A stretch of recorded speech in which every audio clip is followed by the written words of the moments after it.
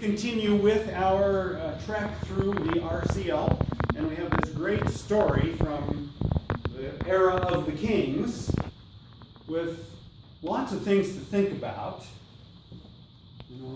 Naboth, wouldn't he have just been well to give up that garden? He could have gotten a better vineyard. And the king can't just go and say, well, this is condemned, public condemnation. The government needs to take this over from you.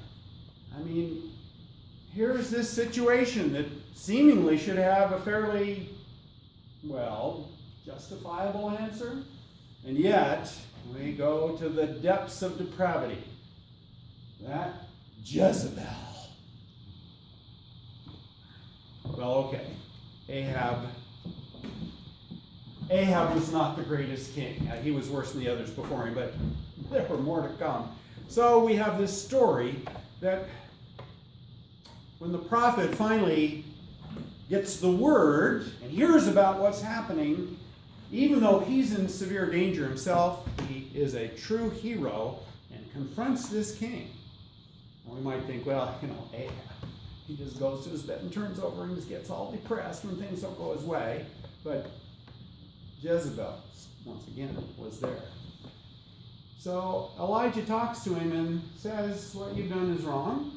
Judgment will be provided. Justice is going to happen. And some 9 chapters into 2 Kings, why Jezebel gets hers as she has her mascara on nicely. So, interesting story about justice. And we often think that, that's the way it was back in the Old Testament. That's the way justice happened, and boy, they got it. We get the grim details of the dogs in the streets and all that other stuff. But our real lesson today has to do with the gospel. Forgiveness. You can say this in lots of ways. Faith, all those big things that Paul includes in his letter. But I want to begin where we kind of left off last week. Liz talked about the way we view, maybe with nostalgia or with thinking we have great hindsight, those past times that we want to make great again. And,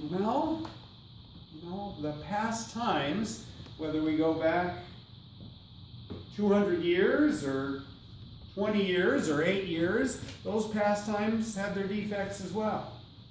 And the present times have their blessings as well. So we can't put on our rose-colored glasses and just expect that suddenly we know how things are supposed to be. But the question that caught my attention that I have wondered about all this time is one of the biggest, what we think of as threats, the disasters that we face, is the Islamic Caliphate.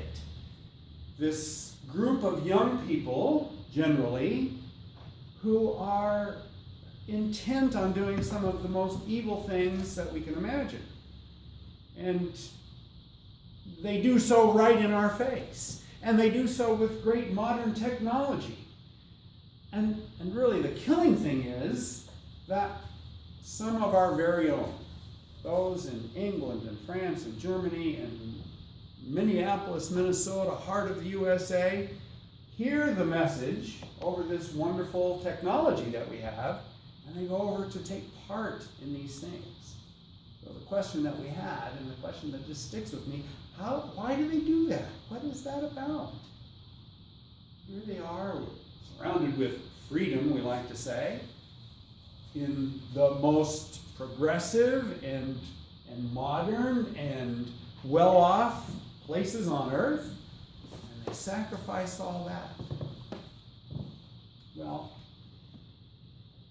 we can say they're like the woman who came to the party uninvited. They have found something deeper in their needs than this surface, secular, wonderful life that we enjoy. It's a great blessing. But without that extra, without the gospel, it's not doing what they need to have done for themselves. So, what is this gospel that they're missing? What is this that should fill their hearts with everything they need?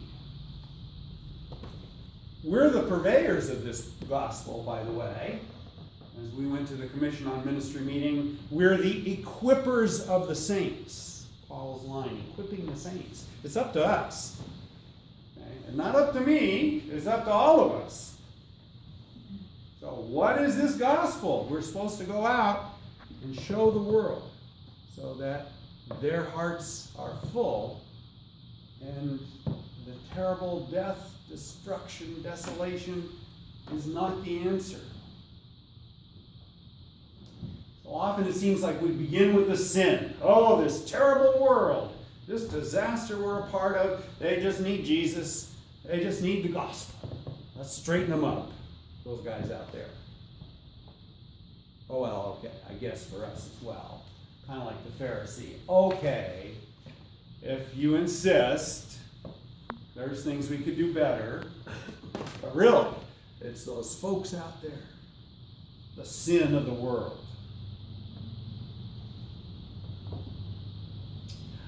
I don't know that message is very effective.